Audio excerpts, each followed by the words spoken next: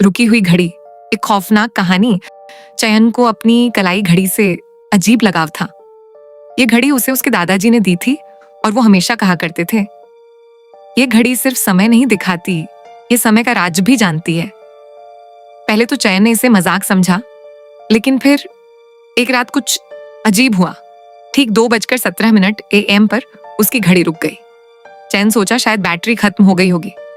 उसने घड़ी उतार कर टेबल पर रख दी, लेकिन सुबह उठते ही उसने देखा घड़ी फिर से चल रही थी, जैसे कुछ हुआ ही नहीं। अगली रात फिर वही हुआ। ठीक 2:17 पर घड़ी रुक गई। अब चयन को थोड़ा डर लगने लगा। उसने नोटिस करना शुरू किया कि हर बार जब घड़ी रुकती है, अगली सुबह शहर में किसी की मौत की खबर आती है। पहले उसने इसे संयोग समझा, लेकिन जब ये लगातार 5 दिनों तक हुआ तो उसकी रूह कांप उठी।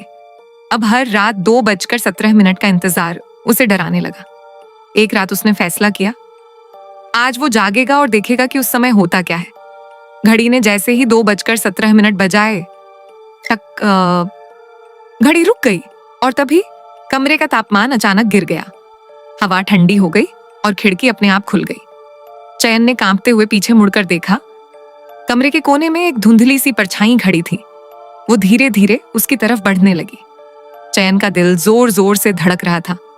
वो चिल्लाना चाहता था, लेकिन आवाज जैसे गले में अटक गई। परछाई उसके बिल्कुल सामने आकर रुक गई और एक ठंडी फुसफुसाती आवाज आई, हर रात एक नाम और आज। परछाई ने अपनी उंगली उठाई और सीधे आरव की ओर इशारा किया। आज तुम्हारा नंबर है। अचानक घड़ी जोर से टिक टिक करने लगी, लेकिन इस बार सुइयां उल्टी दिशा में घूम रही थी। चयन ने डर के मारे आंखें बंद कर लीं और फिर सब कुछ शांत हो गया।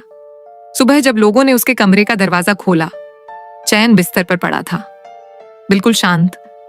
उसकी कलाई पर वही घड़ी थी और वो घड़ी फिर से चल रही थी, लेकिन इस बार वो 2:16 AM पर रुक गई, जैसे अगले शिकार का इंतजार कर रही हो।